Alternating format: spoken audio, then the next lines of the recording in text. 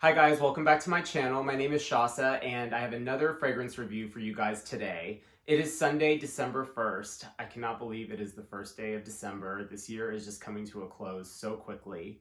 It is unreal. I still have so much shopping to do for Christmas and just a million things to do. But today we're going to take a break, we're going to pause, and we're going to do some fragrances. So today's fragrance review will look at Chene.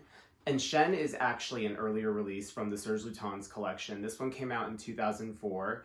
It used to be available in a few different size formats, but it was recently reintroduced into the Gratte-Ciel collection.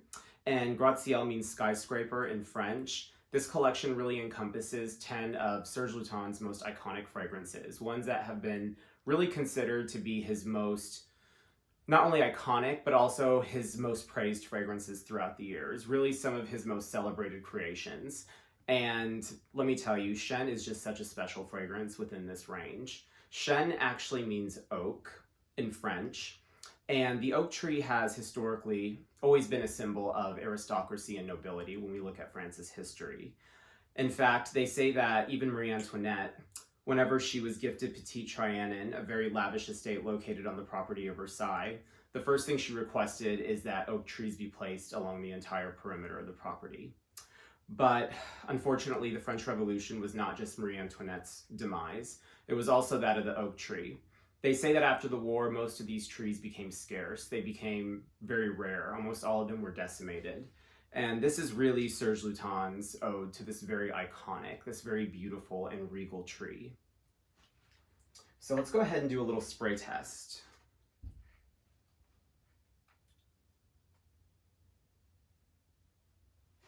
You guys, if you love woody fragrances, this is a must try.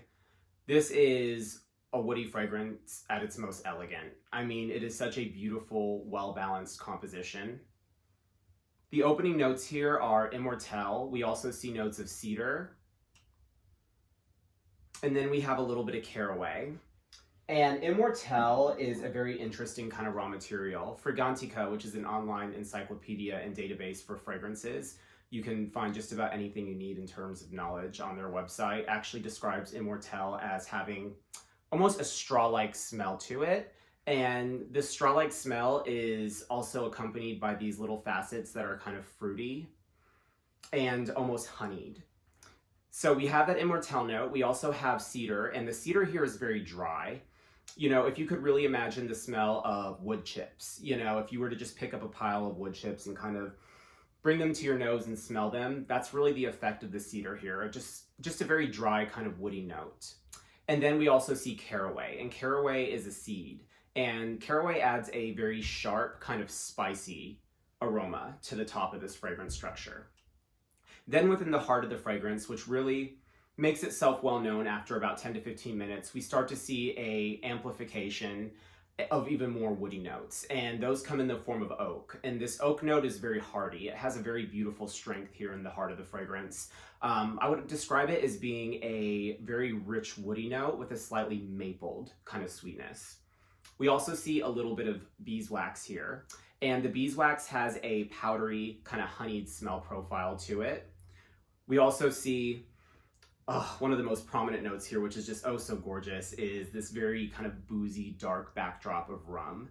And that adds to me a degree of sensuality, a degree of warmth that is just really gorgeous on the skin. It really translates this fragrance into something that is very sensual, for better lack of words. Just really gorgeous here. And then finally, with the base of the fragrance, the lasting impression is really going to be oak moss. And the oak moss adds a bark-like smell to the fragrance, kind of a greener, kind of earthier palette to the base of this composition as well. And then we see a creamy touch of tonka bean. And tonka bean has this very kind of gourmand, vanilla kind of smell to it. Very creamy, very warm, very edible smelling. But all of these notes kind of work in harmony with one another to create this scent profile that overall is just the most elegant, most beautiful, well-balanced wood composition I've probably ever smelled. This is definitely a lovely fragrance for those that love woody fragrances. If you want something that is, to me, not necessarily seasonal, despite the richness and the complexity of this fragrance, I do feel like it could still be worn throughout any time of the year. It's just lovely, you guys. And it is available once again in the Graziel collection. These come in a 100 ml bottle and they retail for $375. So yeah, that was Chene. That was today's review. Thank you guys so much for watching. Please subscribe if you haven't done so already, and I look forward to seeing you in the next one. Bye.